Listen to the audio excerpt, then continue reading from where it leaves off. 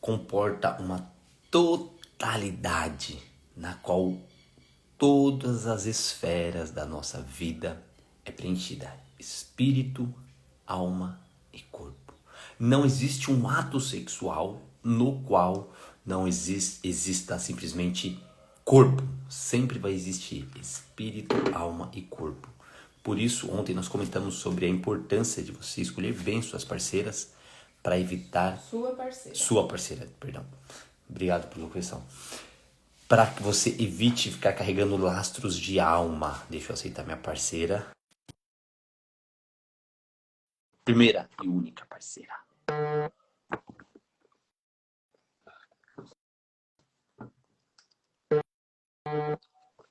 Bom dia. Bom dia. Bora continuar nossa leitura, então. Lembrando que nós estamos aqui no capítulo, na página 73, no capítulo Glorificai a Deus. Então nós estamos mostrando como nós podemos glorificar a Deus, além de ir na igreja, de louvar, de cantar, de adorar, de pedir o Espírito Santo, de clamar, além de fazer nossas orações particulares, fazer isso em conjunto no ato sexual, junto como casal, né? O casamento, o casal que se aplica a oração como consequência da experiência do amor de Deus, que a verdadeira oração produz, voltará para a comunhão física, muito mais pleno de Deus. Sexualidade conjugal é partilha de plenitude de Deus. Então aqui ele está dizendo o quê? Um casal que, por mais que eles não estejam juntos em oração, quando eles se aproximam, eles estão cada vez mais próximos. Quanto eles se aproximam de verdade de Deus, eles se aproximam cada vez mais também para glorificar na vida deles um ao outro, né? Quanto mais pleno de Deus, melhor e mais plena será a doação mútua. É muito importante que esse tempo reservado para a oração possa, de vez em quando, ser compartilhado pela participação de um retiro espiritual para casais. Retirar-se com a pessoa amada é afastar-se para a aproximação. Afastar-se da correria da rotina, dos problemas cotidianos e aproximar-se um do outro e ambos de Deus. Esse é o grande sentido. Somente a partir de uma proximidade radical com Deus é possível ao casal reviver a sexualidade e experimentá-la como lugar de manifestação divina. Nos textos bíblicos, bem como na doutrina manifesta do catecismo da Igreja Católica, percebemos uma visão bonita, positiva, santa, tanto da sexualidade como do prazer sexual. Isso significa dizer que o litígio prazer sexual é fonte de santidade para o casal. Olha que interessante. Você ter prazer. Quantas pessoas, né? Eu lembro que antigamente minha avó pensava muito isso, né? Que ter prazer na relação sexual era pecado. E aí você vê que, na verdade, a doutrina, quando você vai a fundo e entende a doutrina, você percebe que não é pecado. O pecado é querer fazer isso fora do casamento. Mas dentro do casamento isso é bom, perfeito e agradável. Ao propor que o casal... Se você quiser comentar alguma coisa, fala, tá bom. Ao propor que o casal, depois desse tempo determinado de comum acordo, volte ao convívio sexual, Paulo reforça um dado espetacular. O casal que realmente experimenta a presença e a força de Deus na oração acaba experienciando um jeito novo de voltar um para o outro.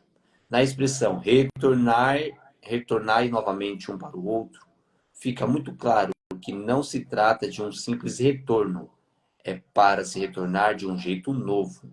Quem reza nunca fica o mesmo. Retornai novamente. Supõe um jeito novo e renovado de voltar. Não se trata pura e simplesmente de retornar. Se fosse somente isso, não seria necessário aplicar o termo novamente à frase, como se fosse um adjetivo. O novamente usado significa de um jeito novo, de um modo renovado. Voltai para começar.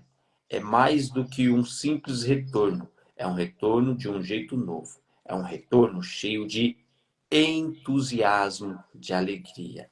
Entusiasmo na etimologia da palavra é ter Deus dentro. É um retorno, depois que eu vou para a minha oração, faço uma pausa de repente, da relação sexual para me dedicar à oração, à intimidade com Deus. E aí eu retorno de um jeito novo para me doar, para me sacrificar em prol do meu marido, da minha esposa.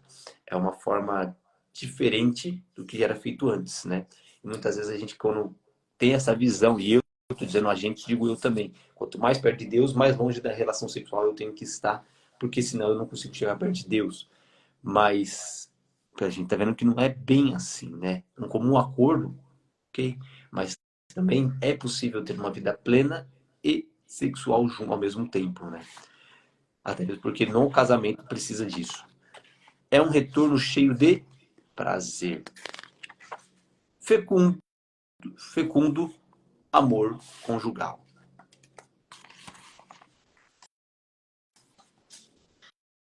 Eminentemente. O que você fala? Deixa eu já pegar aqui o Asa Delta, compartilhar com o pessoal, né? Porque é assim que nós vamos chamando a galera para essa live maravilhosa. Fecundo amor conjugal. Vamos ver o que vai ensinar agora sobre esse tema maravilhoso. Bora lá.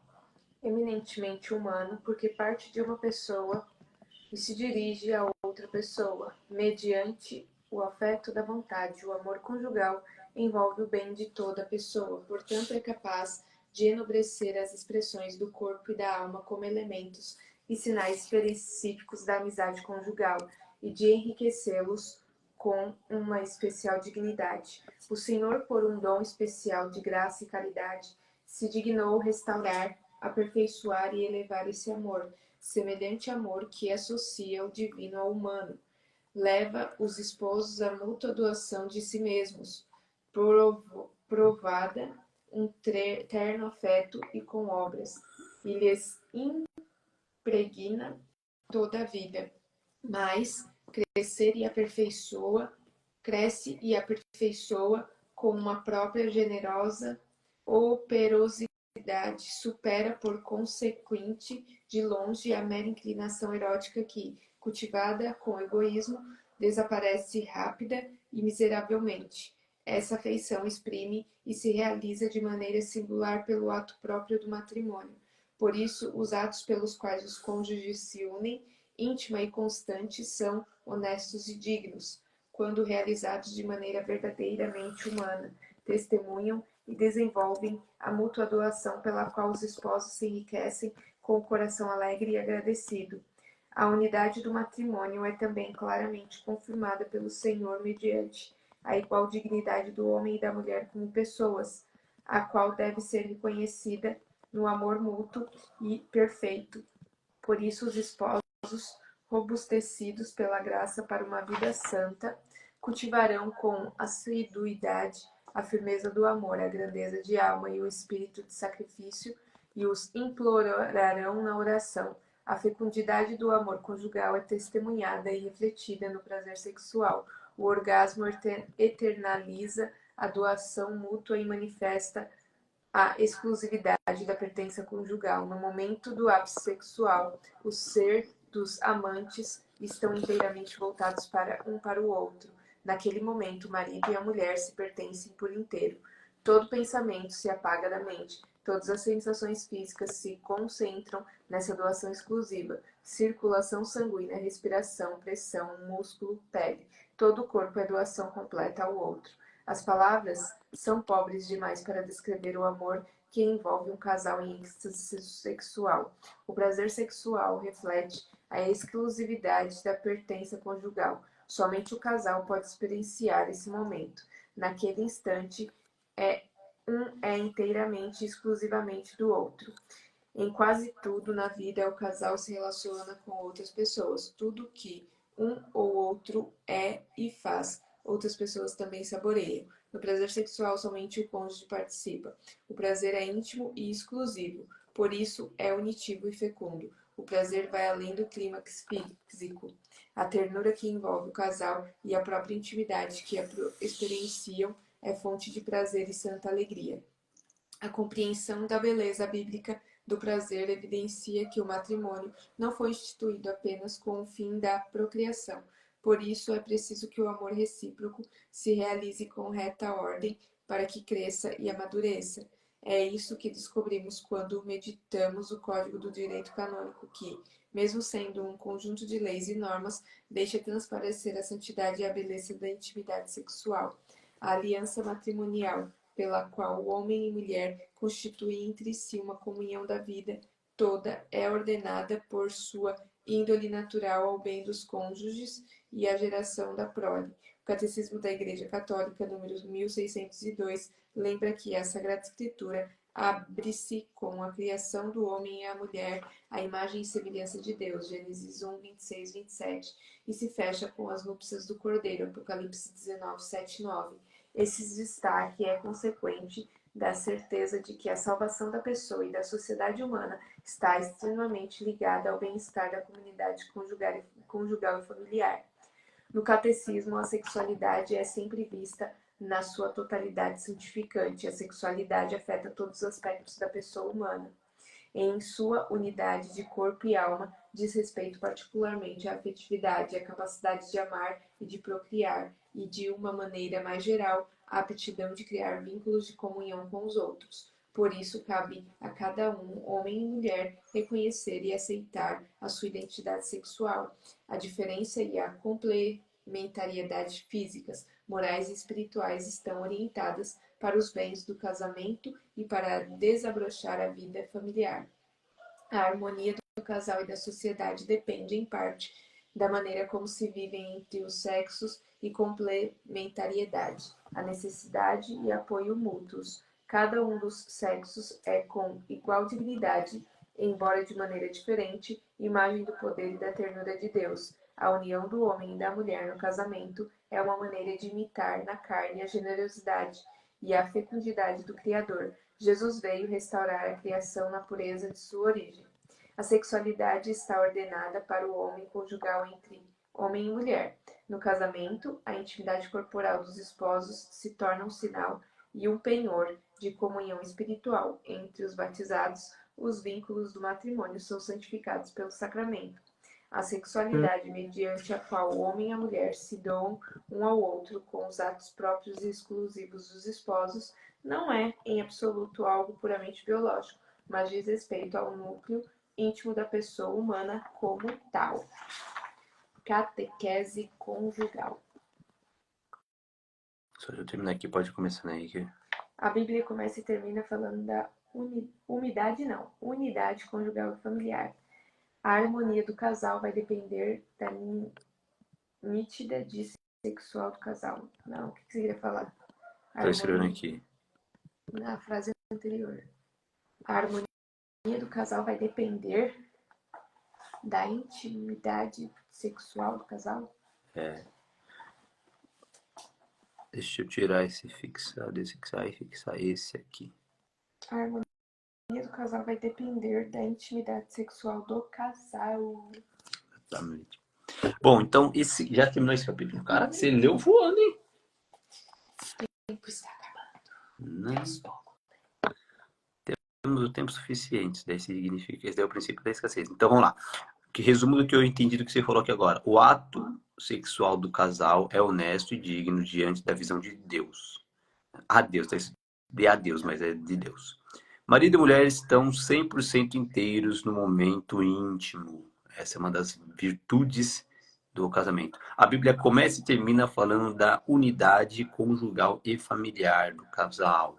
A harmonia do casal vai depender da intimidade sexual do casal. Então, ou seja, nossa, parece que eu tô totalmente desarmoniado. Eu falo A, meu marido entende B. Será que tá tendo uma intimidade sexual? Ou talvez é porque um tá distante do outro no corpo e aí automaticamente a alma e tudo o restante tá Mas eu longe. penso assim que não só na sexualidade, no dia a dia já tem que se cultivar isso. Porque aí a pessoa fala, ah, não, então só no ato sexual tudo isso acontece. Não, minha gente. A sexualidade é muito mais abrangente do que só a penetração, como foi dito no livro o tempo todo. Não tem como uma pessoa viver distante o tempo todo na casa, agredindo, maltratando. Essa pessoa já está longe de Deus. Como que ela vai conseguir estar íntima de Deus só na sexualidade? Só na relação sexual? Então isso é muito além só do ato. O ato é um complemento. Ele não é só ele. Se resume só a ele. entendeu? Então não adianta bater, agredir, falar coisas que machucam e pensar que tudo tá ótimo só na penetração, pronto. Porque isso está usando a pessoa. Você já está distante de Deus. Então precisa estar com Deus em todos os momentos. E sabe o que é engraçado, Desde gente? o acordar até o dormir, no trabalhar, no educar. Você com você mesmo, sozinho, não só com o cônjuge. E dentro desse dilema, né, que a gente convive, eu vejo muito acontecendo isso daí, né? O que que acontece? A pessoa fala, ah, mas é só no... Pelo exemplo que a Day comentou agora, é só no ato sexual, a pessoa agride. Muitas vezes você nem percebeu que você tá amargo, você tá agredindo. Quantas e quantas vezes eu já peguei e falei assim, ó, posso falar a verdade? Do jeito que você tá falando, não tá me motivando a nada.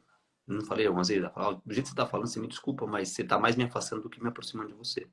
Ela, no fundo, do fundo, quer me ajudar, quer fazer com que eu cresça e evolua.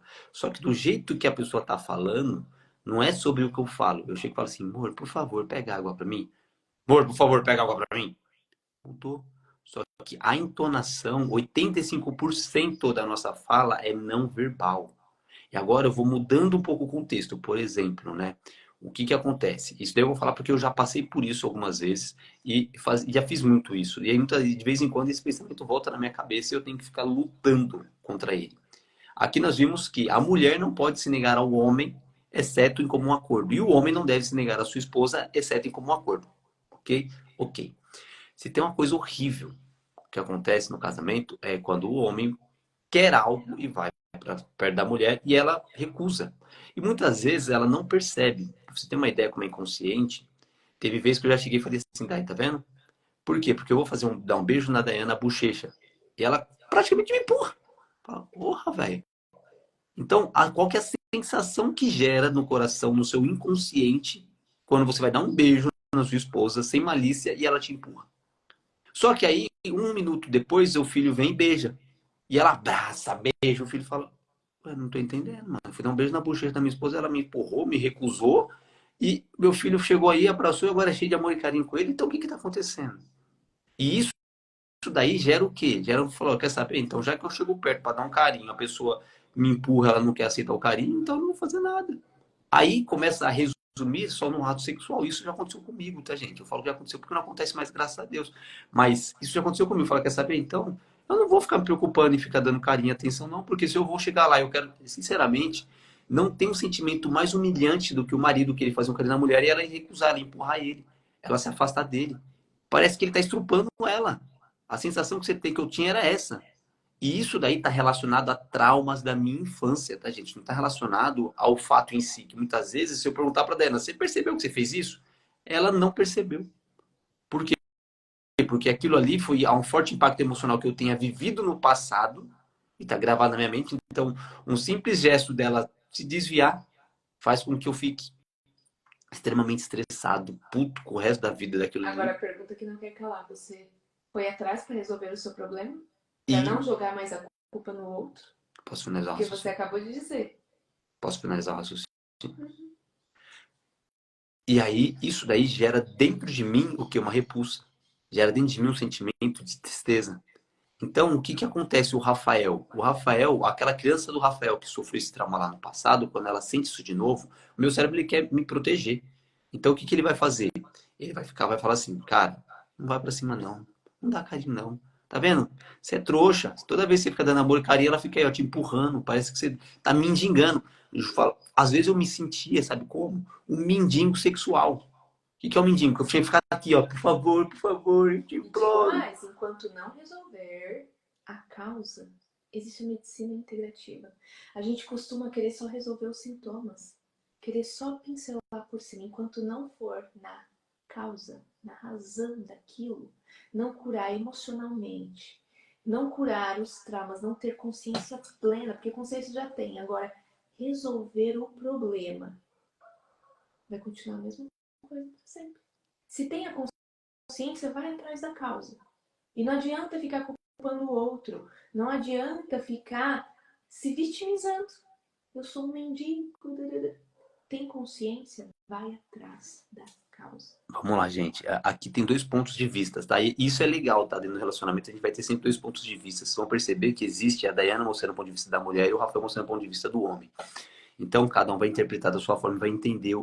Espero que o Espírito Santo ilumine cada um para entender da melhor forma, tá? Gente, vou falar a verdade para vocês. É horrível você viver num casamento onde você se torna um mendigo sexual. Vou falar a grande verdade. Tá escrito no livro, vocês entenderam. Se vocês olharem as outras lives, tá escrito. Não tem que se renegar e acabou. Tá escrito. Só que, sinceramente, eu, Rafael, não vou forçar ela a fazer uma coisa que ela não quer fazer. Por quê? Porque não adianta. É um sacrifício, mas se a pessoa não está disposta a se sacrificar, não vai ter como acontecer. É fácil falar, ó, você está se vitimizando, que não sei o quê, que não sei o quê. Mas olhar para dentro das suas feridas e dos seus problemas é difícil. Então, existem os dois pontos. E a pessoa precisa ter clareza. E se tem uma coisa que é difícil você conversar e dialogar dentro do relacionamento, é sobre a sexualidade. Porque se você chegar provavelmente hoje para sua esposa e falar assim, cara, me fala, moça mais linda do mundo, me fala o que você quer que eu faça para você aí, pra gente ter uma vida mais plena, mais ativa sexualmente. Ela vai virar para você 90% das vezes, ou 98% das vezes, não sei, não sei. Por quê? Porque existe uma série de traumas, uma série de sal grosso que jogaram dentro daquele bolo maravilhoso que ela é, para que ela não sofresse. É o cérebro dela na infância repulsando quando ela faz isso daí, porque assim, vamos prestar atenção. O que acontecia nessa época? Isso é muito tempo atrás. Mas o que acontecia? O meu filho, uma criança inocente, não tem a sexualidade, ela acolhe, ela aceita de forma plena, como se fosse Jesus beijando a sua esposa. Agora o marido, não, pô, dá licença que você já tem a intenção da maldade.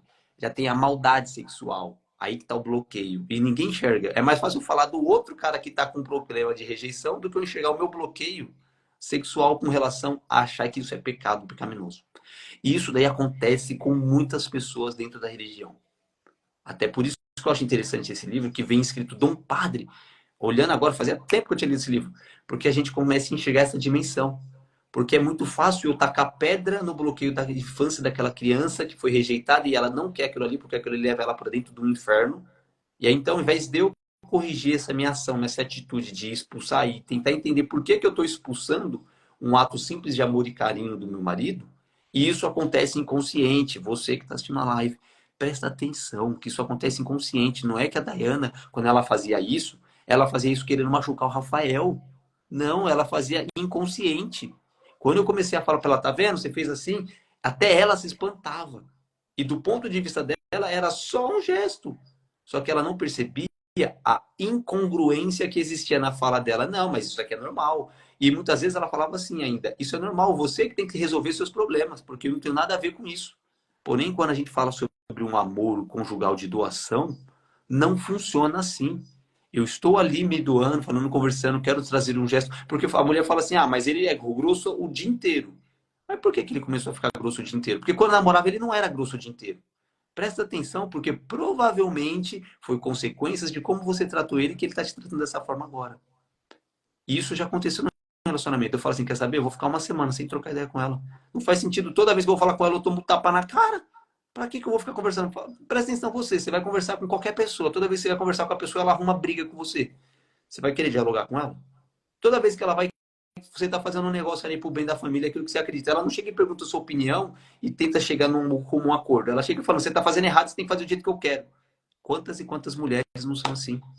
Não existe um diálogo. Existe a minha vontade, ou faz a minha vontade, ou você é idiota e eu não quero trocar ideia com você e eu vou te recusar. E a mulher inconsciente, ela tem a ferramenta, abre aspas, sexo, para usar de barganha contra o homem. Então ela usa essa ferramenta e fala, ah, já que você não quer fazer a minha vontade, então agora eu vou fazer greve de sexo por uma semana. Eu faço um mês. Já aconteceu isso com você, não já? Lá no começo do nosso casamento, você falava, ó, quer saber? Se não me agradou, se não fez o que eu queria, então agora vai ficar uma semana de castigo. Então, olha como é que funciona muitas vezes. Eu estou dizendo isso, gente, é o ponto de vista da cabeça do homem. Tenho certeza que se perguntar para a Dayana, 90% do que eu falei é balela. Ela não tá, ó, nem aí. Ou não? Ou é 100% que você concorda? Qual que é a sua opinião da mulher agora? Pode falar. Prefiro me calar nesse momento. Então, muitas vezes, é isso que a gente tem que saber. E você percebe que quando eu... Vou pegar um exemplo agora de perfil de pessoas, tá? A Dai, ela não gosta quando a gente fala sobre nossa intimidade em alguns aspectos. Quando eu falo do passado, porque passado é passado, porque passado é museu.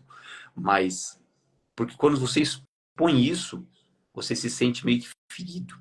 Você fala, caramba, olha como é que tá isso daqui. Só que não é uma crítica. Eu tô falando isso porque eu sei que, assim como eu já passei por isso, outras pessoas podem estar passando por isso. Essa questão de brigar, eu vou descontar como? Eu vou descontar na cama, me afastando. Só que a gente percebe que esse descontar da cama, é óbvio que existem casos de agressões, existem casos de abuso verbal, não verbal, que isso daí são limites que são passados, mas dentro de uma convivência natural, a rejeição é algo que fere muitas pessoas. O abandono é algo que fere muitas pessoas. E aí a mulher vai falar muitas vezes assim, e a mulher muitas vezes vai falar assim, que... Tudo bem? E muitas vezes a mulher vai falar assim, não, não é, é frescura, é vitimização, mas não é. A gente precisa trabalhar de uma forma plena essa questão sexual da nossa vida. Porque se não tiver isso, corremos um grande risco de passarmos por cima do sentimento dos outros. Passarmos por cima do sentimento das outras pessoas. Isso machuca, isso fere. E é difícil a gente olhar dentro da nossa realidade e aceitar o que acontece na realidade, na vida. Então, gente, eu vou parar aqui agora, finalizando essa live, vamos para a oração final. E amanhã a gente continua nessa catequese conjugal, beleza? Pessoal, obrigado pela presença de todos até esse momento. Vamos fechar os nossos olhos.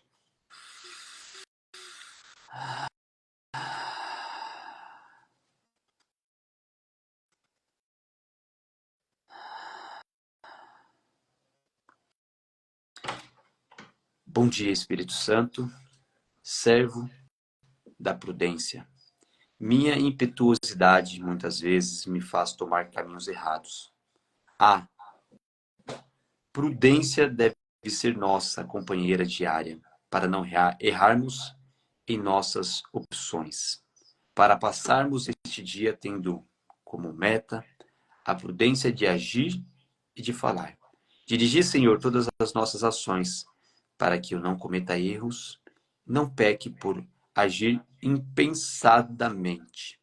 Vinde espírito de prudência. A ciência dos santos é a prudência. Que nós possamos, esse dia de hoje, pensar no que nós fizemos, no que nós falamos, e como nós agimos, e saber ter a humildade de reconhecer os nossos momentos de erros, os nossos momentos de fraquezas, porque muitas vezes nós falamos não o que achamos de verdade, mas por não sabermos nos expressar e como ferramenta de defesa nós atacamos. Muitas vezes nós não sabemos receber uma crítica. Isso é o perfil de cada pessoa. E tudo que a pessoa diz, ela encara como uma crítica e às vezes acaba sendo algo que é prejudicial. Então, que nós possamos, dentro daquilo que nós ouvirmos, termos a sabedoria e a prudência de entender corretamente. E mais ainda, a prudência de sabermos o que falar, para evitar machucar e criar mais traumas e criar mais machucados e feridas na alma das outras pessoas. Tudo isso nós pedimos em nome de Jesus, pelo poder do Espírito Santo. Amém. Tchau, Bom tchau, dia, até amanhã. pessoal. Tchau, tchau. Até amanhã.